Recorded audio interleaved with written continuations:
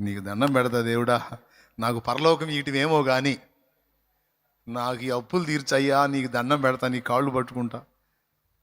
నాకు ఈ అప్పులు తీర్చి నన్ను అడిగేవాళ్ళు లేకుండా చేసి నన్ను తీసుకున్నా పర్వాలా, వీళ్ళ దెబ్బకు చచ్చిపోదాం అనిపిస్తుంది, కానీ చచ్చినా తిడిసేస్తారని నేను చావట్లేదు ప్రభా.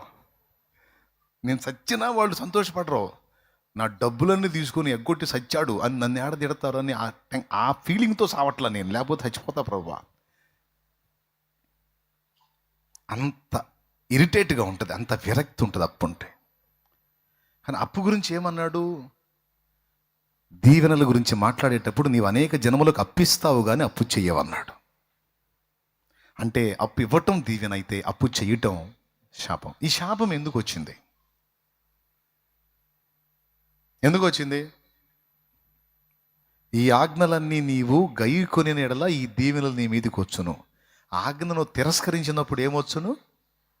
పెద్దగా చెప్పితే నాకు సంతోషం వచ్చును. అదే జరుగుతుంది ఇప్పుడు.